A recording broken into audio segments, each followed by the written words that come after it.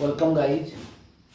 आज हम आपको प्रेजेंट कॉन्टिन्यूअस टेंस की मोस्ट इम्पोर्टेंट बातें बताएंगे कि पोस्ट प्रेजेंट कॉन्टिन्यूअस टेंस में जहां हम इज एम आर के साथ आईएनजी लगाने के लिए कहते हैं, वहीं कुछ वाक्य ऐसे होते हैं जो हमारे ज्ञानेंद्रियों से जुड़े हुए हों या हमारी फीलिंग्स से जुड़े हुए हों और या फिर हमारे मेंटल एक्टिविटीज़ वाले क्रियाएं हों। ऐसे शब्द जो हमारी मेंटल एक्टिविटीज़ को व्यक्त करती हैं, और या फिर वर्ब्स ऑफ पोजीशन हो, अधिकार या स्वामित्व प्रकट करने वाले शब्द हों। ऐसे शब्दों में, ऐसे क्रियाओं में हम उनकी प्रेजेंट कॉन्टिन्यूअस नहीं बनाते हैं। हिंदी में प्रेजेंट कॉन्टिन्यूअस आएगी, लेकिन हम उनका ट्रांसलेशन जो है प्रेजेंट इंडेफिनिट में करते हैं। चलिए उदाहरण से समझते हैं। मैंने कहा वर्ब्स ऑफ 5 सेंसेस, 5 जो हमारे ज्ञानेंद्रियों से जुड़े हुए क्रियाएं हैं, शब्द हैं। जैसे आपने कहा चक्षु देखने का काम करता है, नोज स्मेल का काम करता है, टंग टेस्ट का काम करता है, ईयर सुनने का काम करता है, और त्वचा फील करती है। इनका कॉन्टिन्यूअस नहीं बनेगा। मैं आपको उदाहरण से समझाता हूं। I am seeing a boy playing there. मैं एक बच्चे को वहां खेलता हुआ देख रहा हूं। Am seeing, I am seeing, मैं देख रहा हूं नहीं होगा। हिंदी में तो सही था, मैं देख रहा हूं, लेकिन यहां अंग्रेजी में उसकी कैसे बनेगी? एम सीइंग जो है प्रेजेंट कॉन्टिन्यूअस है, नियम के अनुसार तो सही लग रहा था, लेकिन चूंकि सीइंग शब्द जो है हमारे आई से जुड़ा हुआ है, तो हम इसको प्रेजेंट इंडेफिनिट में बनाएंगे। क्या होगा प्रेजेंट इंडेफिनिट में? मैं देखता हूं, I see a boy playing there. ऐसे ही we are hearing a sweet voice, हम एक मधुर गीत सुन रहे हैं। आर हियरिंग सुन रहे हैं, सही लग रहा था आपको नियम के अनुसार, इज एम आर के बाद आएंगे आ रही है, लेकिन हियर शब्द सुना है किससे? ईयर से, कान से। तो ईयर से जुड़ी हुई क्रिया है जो सुनने का काम करती है। तो हियर की आईएनजी यानी आर हियरिंग नहीं होगा, इज हियरिंग नहीं होगा, एम हियरिंग नहीं होगा। तो क्या करेंगे आप? उसका प्रेजेंट इंडेफिनिट बनाएंगे। वी आर हियरिंग गलत हो गया, तो होना क्या चाहिए? We hear a sweet voice. तो ऐसे प्रेजेंट कॉन्टिन्यूअस के सेंटेंसेस को हम प्रेजेंट इंडेफिनिट में लिखते हैं। These roses are smelling sweet, ये गुलाब के फूल मधुर क्या कर रहे हैं? खुशबू दे रहे हैं। तो आर स्मेलिंग गलत हो गया। स्मेल किससे जुड़ा है? नोज से। नोज का काम होता है स्मेल टेस्ट करना, देखना। तो दीज रोज आर स्मेलिंग नहीं होगा, फिर क्या होगा? कॉन्टिन्यूअस में बंद करके ये सेंटेंस प्रेजेंट इंडेफिनिट बनेगा। दीज रोजेज स्मेल, वर्ब की बेसिक फॉर्म आएगी, smell sweet. These roses smell sweet. ऐसी दीज मैंगोज आर टेस्टिंग सोर, ये आम खट्टा स्वाद दे रहे हैं, ये आम खट्टे लग रहे हैं। तो यहाँ पर भी जो टेस्ट है वो जिह्वा से जुड़ा है, जो हमारी सेंस ऑर्गन है। तो यहाँ पर इसका कॉन्टिन्यूअस नहीं आएगा, आर टेस्टिंग नहीं होगा, गलत माना जाएगा। इज टेस्टिंग गलत माना जाएगा, एम टेस्टिंग गलत माना जाएगा। तो क्या आना चाहिए प्रेजेंट इंडेफिनिट में? क्या आएगा प्रेजेंट इंडेफिनिट में? टेस्ट या taste. These mangoes taste sweet, ये आम मीठा स्वाद देते हैं। ऐसे लिखना पड़ेगा इसके अंग्रेजी। आई am feeling much cold today, मैं आज बहुत ठंड महसूस कर रहा हूँ। ऐसा बोलते हैं हिंदी में हम। और जब हम कहेंगे इंग्लिश बनाओ, तो हम इसको बनाएंगे आई am feeling much cold today, मैं आज बहुत ठंड महसूस कर रहा हूँ। नियम के अनुसार हमने बनाया, लेकिन यहाँ पर नियम लागू नहीं होगा। ये एक्सेप्शन है, ये अपवाद है। क्या होगा फिर? आप कहेंगे कि भाई फीलिंग जो है वो त्वचा से जुड़ा हुआ है, एम फीलिंग नहीं आएगा, इच फीलिंग नहीं आएगा, आर फीलिंग नहीं आएगा। फील जो है हमारे सेंस ऑर्गन से जुड़ा है, तो वहां पर उसको प्रेजेंट इंडेफिनिट में बनाएंगे। एम फीलिंग की जगह में क्या लिखेंगे? फील। आई एम फीलिंग की जगह में क्या लिखेंगे? I feel. ये सही होगा। I feel much cold today. तो जो 5 सेंस ऑर्गन से जुड़ी हुई जो क्रियाएं होंगी उनका कॉन्टिन्यूस न बना करके उसको हम कॉन्टिन्यूस सेंटेंस को प्रेजेंट इंडेफिनिट में लिखेंगे।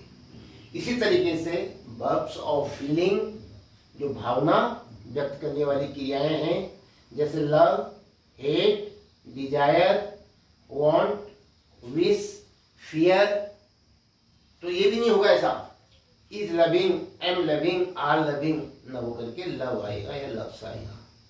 कॉन्टिन्यूस में न बना करके सेंटेंस, जो कॉन्टिन्यूस सेंटेंस है उसको कॉन्टिन्यूस में न बना करके प्रेजेंट इंडेफिनिट में बनाएंगे। जैसे I am loving all my countrymen, मैं अपने सभी देशवासियों से प्यार कर रहा हूं। आई एम लविंग गलत हो गया, क्या होना चाहिए? I love all my countrymen. He is desiring much wealth, वो अधिक धन की लालसा कर रहा है, वो अधिक धन की इच्छा रख रहा है। हिंदी में हम ऐसे बोलते भी हैं, होता भी है और सही है। अब ये कॉन्टिन्यूस में है, इसका अंग्रेजी में कॉन्टिन्यूस बनाएंगे तो is am are plus I N G आनी थी, तो उस हिसाब से ये सही था। आई एम क्या था? ही इज डिजायरिंग सही था। लेकिन क्योंकि डिजायर किससे जुड़ा है? फीलिंग से, हमारे वर्ब्स ऑफ फीलिंग, भावनाओं से, तो इसलिए क्या होगा? ये भावना व्यक्त करने वाला शब्द है, तो यहाँ पर इसका कॉन्टिन्यूस नहीं बनेगा, तो क्या बनेगा इसका? Present indefinite. तो इस फीलिंग की जगह में क्या होगा?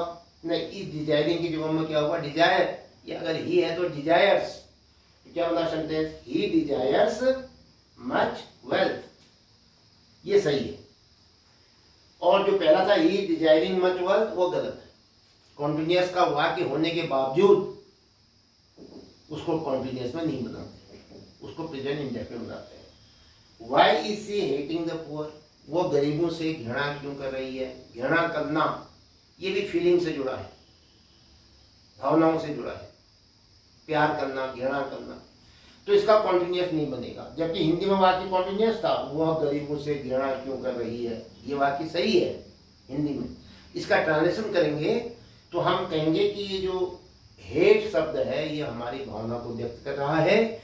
इसका कॉन्टिन्यूस व्यक्त करने के लिए, कॉन्टिन्यूस बनाने के लिए हम इज हेटिंग नहीं लिखेंगे, बल्कि हेट्स लिखेंगे या हेट लिखेंगे।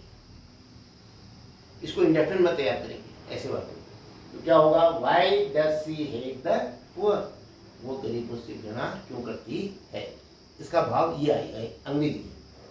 नेक्स्ट इंग्लिश में जब हम बनाएंगे तो इंग्लिश में कॉन्टिन्यूस को हम प्रेजेंट इंडेफिनिट में बनाते हैं। कब? किन वाक्यों को?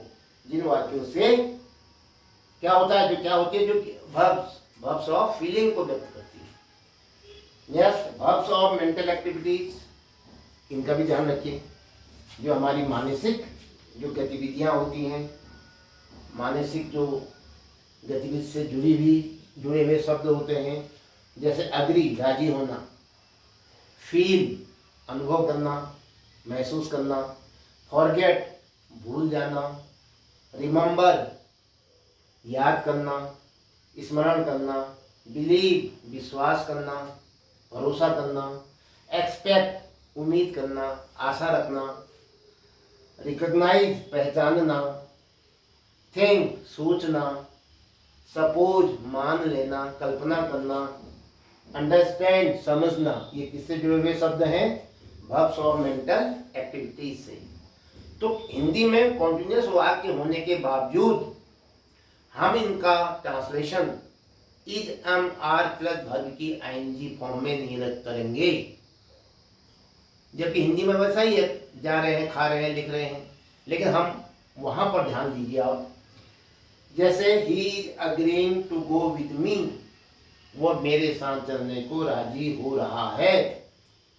इसके अंग्रेजी हम इज अग्रीइंग नहीं करेंगे, इज अग्रीइंग नहीं होता है, फिर क्या होता है, प्रेजेंट इंडेफिनिट होगा। अग्री तो क्या हो जाएगा, he agrees to go with me, वो मेरे साथ चलने को राजी है, ऐसे अंग्रेजी बनानी है। He is deserving much worth, desiring much worth, वो अधिक धन की लालसा कर रहा है, वो अधिक संपत्ति की इच्छा रख रहा है।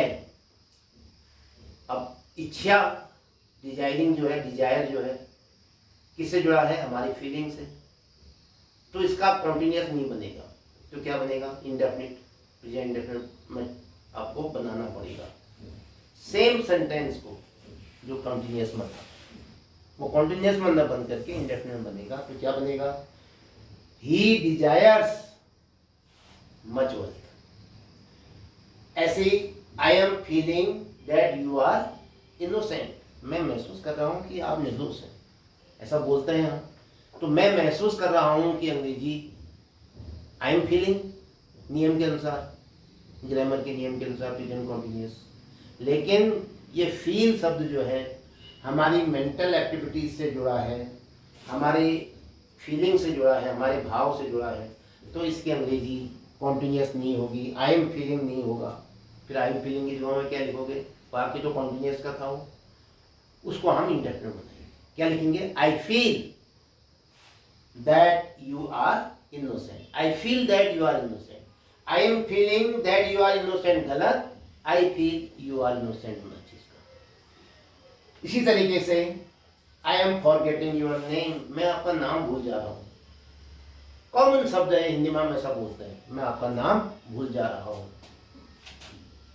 अब जब हम इंग्लिश बनाएंगे, इसकी ट्रांसलेट करेंगे इसको, तो आई एम फॉरगेटिंग, कॉमन चीज है, बोलते ऐसे ही, I am forgetting your name, लेकिन ये गलत है, आई एम फॉरगेटिंग नहीं हो सकता है। फॉरगेट होना मेंटल एक्टिविटीज, स्मरण करना मस्तिष्क का काम है, उससे जुड़ा हुआ है, तो ऐसे शब्दों का कॉन्टिन्यूस नहीं बनता है, तो उस कॉन्टिन्यूस को हम किस में बनाएंगे, बनाना तो है, हमने ट्रांसलेशन तो करना ही है, हम उसको इंडेफिनिट मूल शब्द लाएंगे फॉरगेट, तो क्या बनेगा, आई एम फॉरगेटिंग की जगह में आई फॉरगेट योर नेम, जिसका भाव यही होगा कि मैं तुम्हारा नाम भूल रहा हूँ। स्वाभाविक अर्थ तो उसका ये हुआ, सामान्य अर्थ मैं आपका नाम भूल जाता हूँ, लेकिन वो कह रहा है कि मैं आपका नाम भूल जा रहा हूँ कि अंग्रेजी बनाएंगे, तो आप बनाओगे मैं आपका नाम भूल जाता हूँ कि अंग्रेजी, I forget your name, I am forgetting ना होकर के आई फॉरगेट होगा। ऐसी is he seeing, is he recognising you, क्या वो आपको पहचान रहा है, कहते नहीं कहता था हिंदी में, बोलते हैं क्या वो